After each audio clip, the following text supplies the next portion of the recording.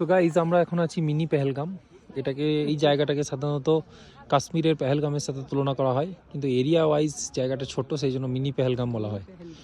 এবং এই জায়গাটাকে বেসিক্যালি ডিসকভার করেছিল ইউটিউবাররা, যারা বাইকে করে আসে তারা। এটা কিন্তু একটা কোনো ট্যুরিস্ট স্পট বা ট্যুরিস্ট সাইট কিন্তু নয়।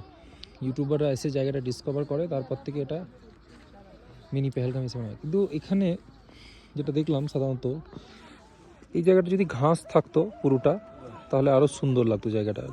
অলরেডি অপূর্ব জায়গা, কিন্তু ঘাস থাকলে আরও সুন্দর। আর কাঞ্চনজঙ্ঘাটা যদি একটু দেখা যেত। আর এই এন্টায়ার এরিয়াটা হচ্ছে ক্রিকেট গ্রাউন্ড।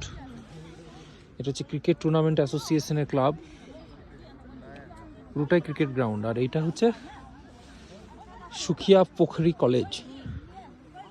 সো ভালো জায়গা, এক্সপ্লোর করতে পারেন। পাইন ফরেস্টের পরে এটাই আসবে।